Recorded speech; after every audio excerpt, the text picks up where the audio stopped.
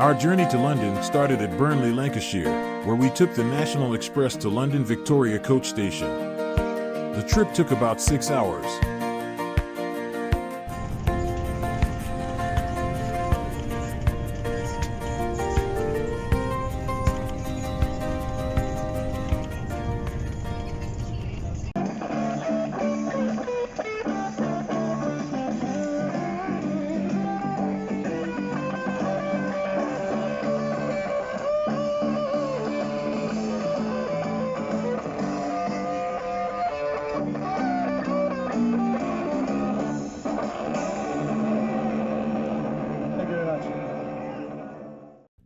We then walked for about 5 minutes to Piccadilly train station, where we took the tube to Croydon.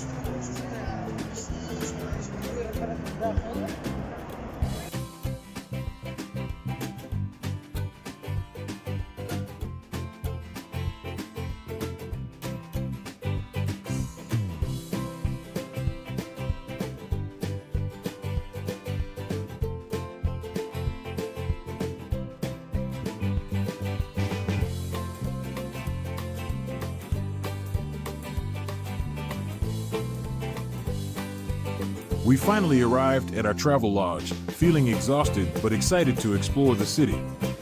The convenience of staying just outside the city allowed us to save money on accommodations while still being easily accessible to all the attractions.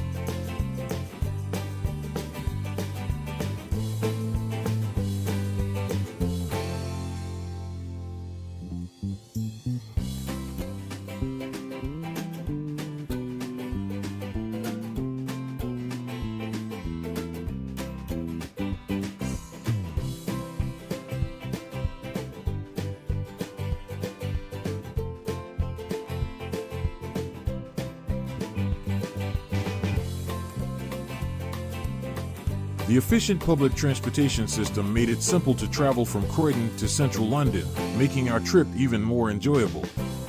And it's only a 10-minute ride from Croydon to the City of London, which costs you about £8 on the tube.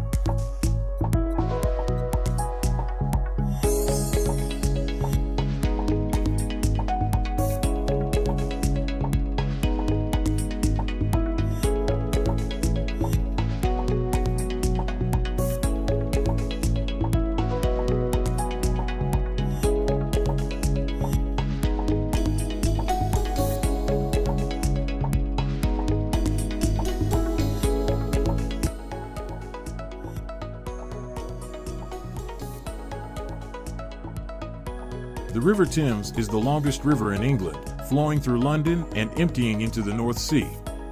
It has played a significant role in the history and development of the city, serving as a transportation route and source of water for centuries. The river is home to a variety of wildlife and provides a scenic backdrop for many iconic landmarks, such as the Tower Bridge and the London Eye.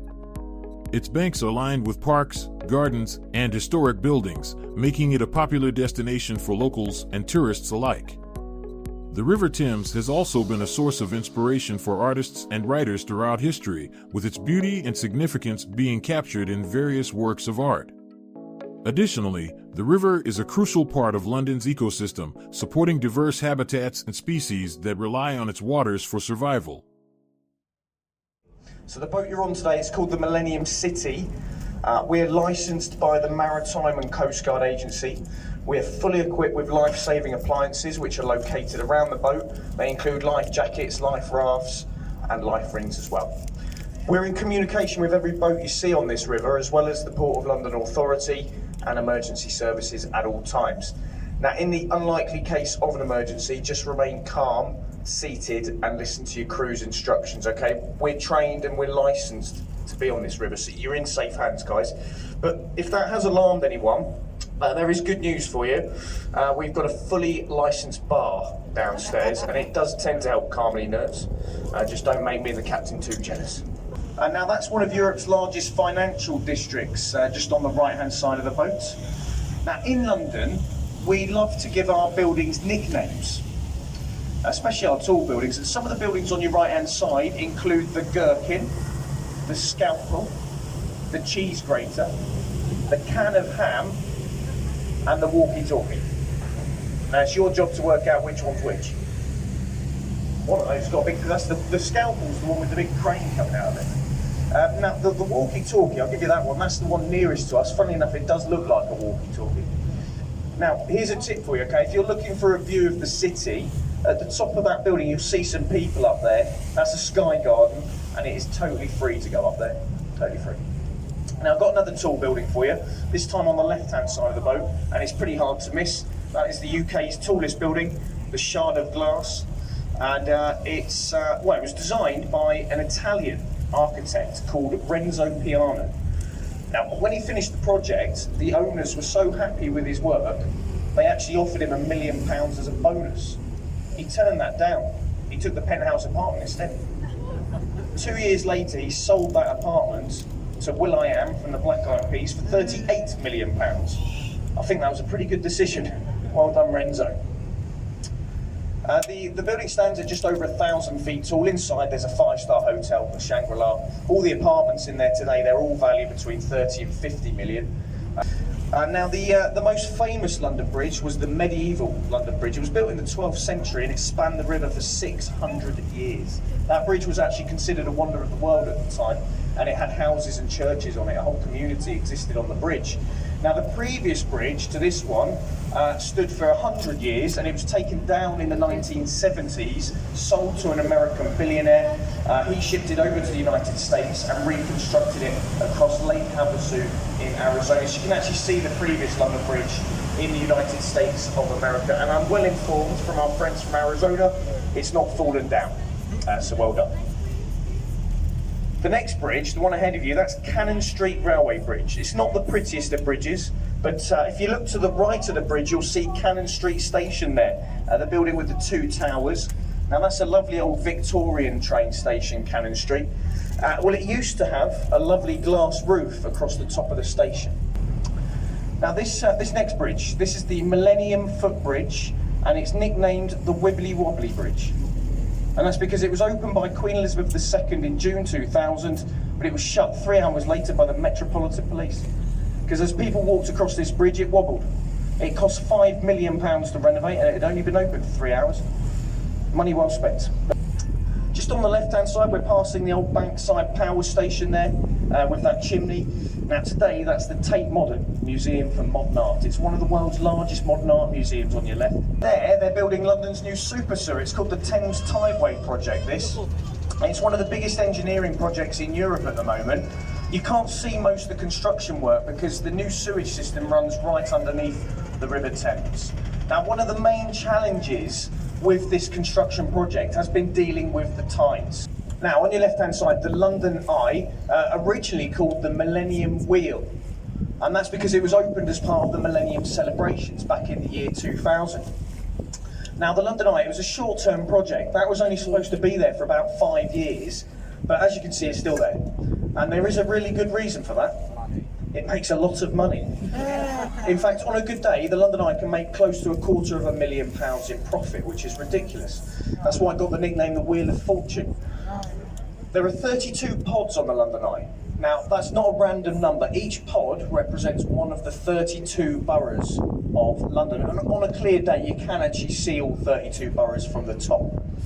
Now, they actually constructed the London Eye in the river, pretty much where we are. They put it together on barges, and then they raised it into position as you see it today. The more important things in that building today: Shrek's Adventure, the London Dungeons, and an aquarium. But there's lots to see and do on the South Bank. I always recommend a walk along there whilst you're here in London. Lots to see and do, especially on a day like today. Now, it's more commonly known in the UK as the Houses of Parliament. Inside, you've got the House of Lords, the House of Commons, and that building is where our wonderful politicians work. Yeah, that was sarcastic, you're quite right. Now, hands up, guys, this is not a trick question. Can anyone see Big Ben? No. No, you can't see Big Ben. No, Big Ben is the name of the 13.5-ton bell inside the clock tower that chimes on the hour every hour. The clock tower's official name is the Elizabeth Tower. It's named after Queen Elizabeth II.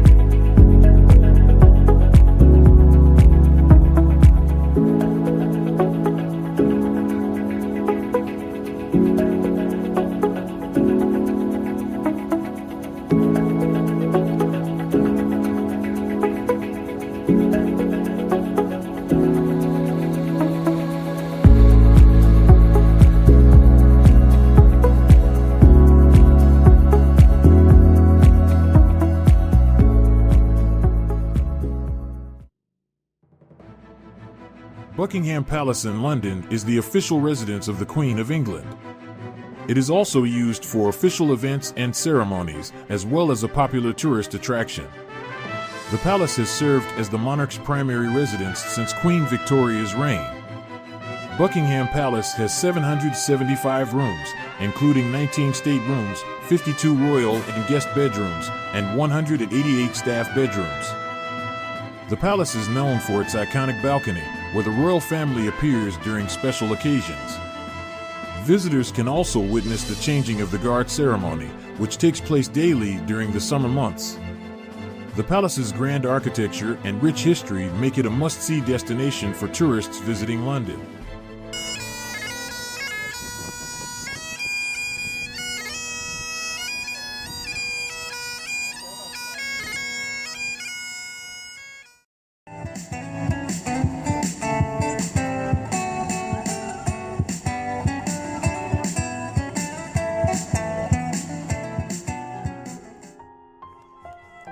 All in all, my trip to London was a fantastic combination of food, sightseeing, and cultural immersion. I can't wait to come back and see everything that this vibrant city has to offer.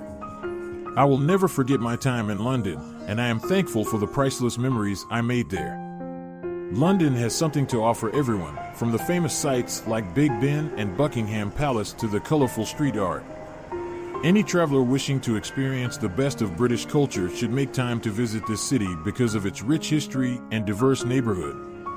London has an allure that is difficult to ignore, whether you're taking a stroll along the River Thames or savoring a traditional English afternoon tea.